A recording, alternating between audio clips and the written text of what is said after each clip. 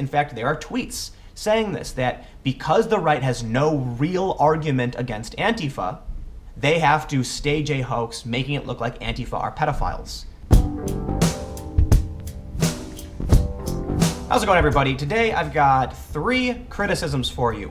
One for the left, one for the right, and one for the media, all stemming around protests, media coverage, and the actions and statements made by protesters. So the first thing I want to talk about is this West Coast immigration protest story that came out a few days ago. But I was looking at this, and it made me realize how disingenuous the media is. I guess we know that. But here's a story titled, "Driver Arrested After Attempting to Plow Through Protesters in California." And the image you see is, like a car driving through protesters in the street, and immediately you're like, oh my God, is this another Charlottesville? Someone trying to plow through protesters, getting arrested. And then you watch the video. And we turn now to a terrifying moment, all caught on camera, video of a car driving into a group of protesters in Brea, California. At first, the 56-year-old driver, you can hear honking his horn repeatedly at those marching for immigration rights. But then he quickly accelerates through that crowd. A protester even jumps on the hood of the car at one point. Luckily, police quickly rushed to that scene, stopping the vehicle in its tracks and arresting the driver, who has since been released pending a further investigation. So clearly the driver wasn't plowing through protesters. It was more like accelerating very slowly. And then you see a protester jump on the hood of his car, which is, the whole thing is just absolutely ridiculous. But this ABC News article is making it seem like it was Charlottesville. Why? Because you're going to click it, and then you're going to read through it, and you're going to be like, what? I don't know what they expect people to see when they see the story, but here's the problem, okay? People tend not to click stories, they read the headline, especially on Facebook and Twitter. And what that means is that people now who see this headline, driver attempted to plow through a group of protesters, aren't going to read the story or watch the video and see that it was a stupid incident. The driver was pushing through a crowd, people are banging on his car, jumping on his car. I don't know what the right response would have been. But these people are going to see this headline and immediately go, oh my God, Charlottesville's happening all over again, Nazis, and it's going to create division and make everything really, really bad. The driver was arrested and released pending investigation, and there's no reported injuries. But you have a group of people banging on a car, someone jumps on the car, and the driver's going less than 5 miles an hour. I wouldn't call that plowing through anything. But here's the thing, is ABC News going to publish a story titled, "Man Attempts to Drive Slowly Through Protesters Blocking Street"?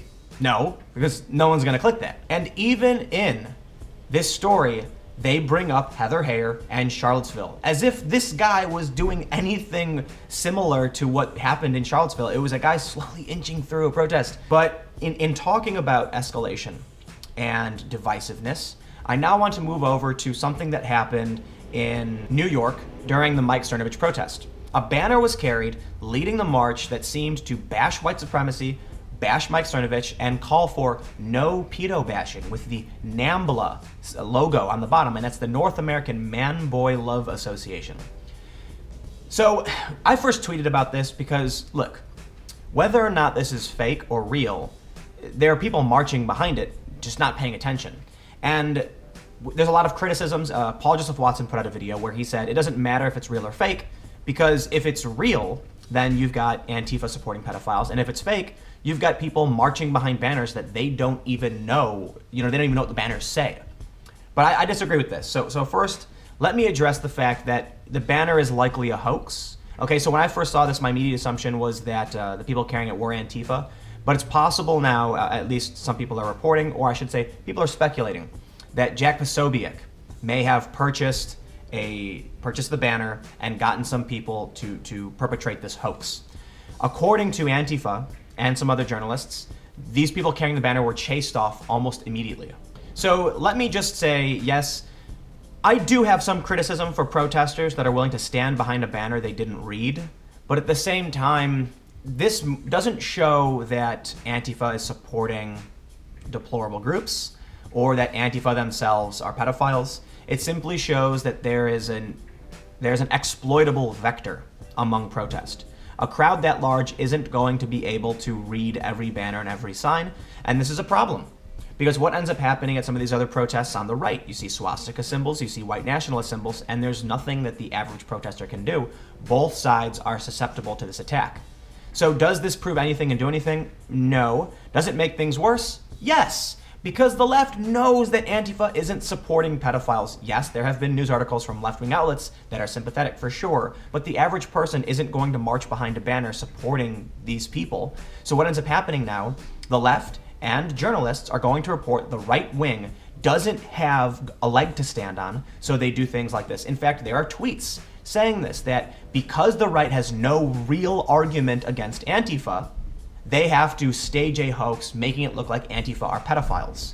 And there you go. Congratulations, you've lost the fight. Because now, look, no one on the left is going to believe this sign is reasonable and real. Anybody who's gone to these protests know that this is not a protest sign traditionally carried at any of these events. The signs were all relatively the same. Cops and Klan go hand in hand, Black Lives Matter, etc. This is a banner professionally made, and no one's going to believe it.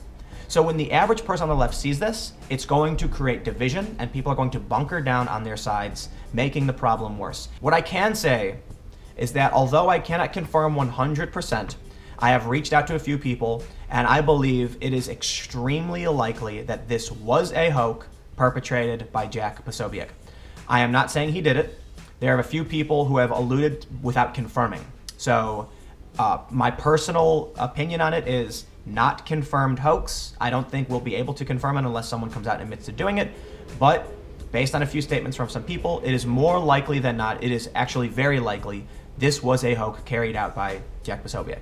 And Jack has done things like this in the past. And now, moving on to my final bit of criticism, a point that I want to make about the protests at Mike Cernovich's rally.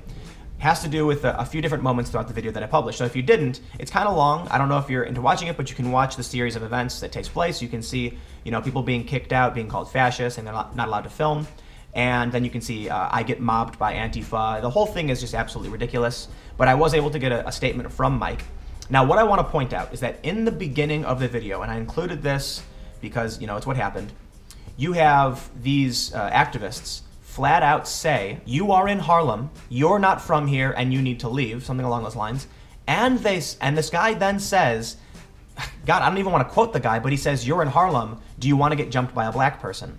You're in Harlem, you're not from here, and get out of here. Like, boy, in the wrong area, you're in Harlem. Unless you want to get jumped by black people. Unless you want to get jumped by black people. I take issue with someone saying that. It's shocking to me. Here I am having some pointless moral outrage, but I want to point out the hypocrisy of Black Lives Matter, anti-white supremacy activists upplaying this stereotype of violent black people. It's appalling. But there's another thing that I want to add. This guy also says, you are not from here. You need to leave.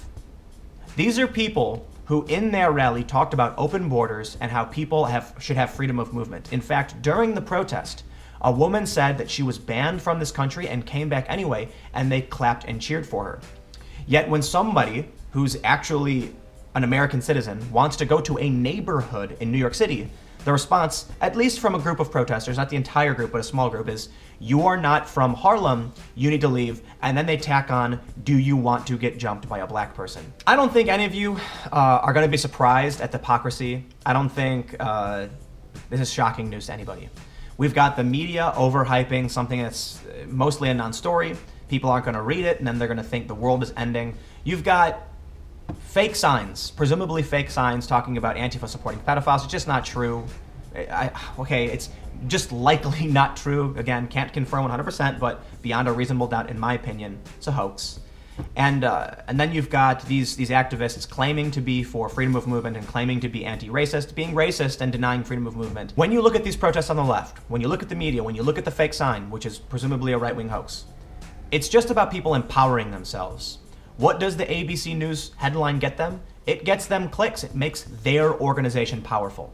Why does the left claim to be for open borders and anti-racist, but then make these statements? Again, not all people on the left, but at least this group of protesters at the Mike Cernovich event, because they don't actually care about these issues. They want to assert power over a group of people. The two guys that were filming, they want to say, we have a right to remove you. and they can say they can make a racist statement and deny your freedom of movement because they just want power. And the same thing with the NAMBLA poster, because so many people on the right are using that as fuel to be like, this proves that Antifa supports pedophiles, they're monsters, and it's fake. And all it does is create division, make everybody hate each other, and makes the problem worse. But sure, maybe you'll add a grain of sand to the heap of your pile so that you're going to be better off. This is why when people ask me, whose side am I on? How do I align? I say nobody. Because you've got people on all sides that are deplorable, doing terrible things just to make themselves more powerful. And personally, I'm not cool with that. But let me know what you think. Comment below, and we'll keep the conversation going. You can follow me on Twitter @TimCast. Stay tuned for breaking news and live streams from around the world. Typically, I do live streams 8 p.m. On Sundays, but this has been a bit of a hectic month. I was in Spain for the first 2 weeks, and I did a series of live streams. So I will be picking back up on the 8 p.m. Sunday live stream, and I might actually start doing maybe like a 6 or 7 p.m. live stream throughout the week. You can see the computer behind me. That's because my brother's here. We're gonna start working on setting up the podcast. And how many times can I say that and it doesn't happen? But it will. So stay tuned. Again, comment below, let me know what you think. If you want to support my work, go to timcast.com/donate.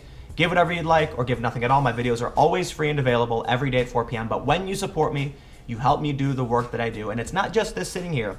It's traveling around to the big breaking news stories and covering it live and getting you videos about what's actually going on. So I'll leave it at that and say thank you all so much for watching, and I will see you all tomorrow.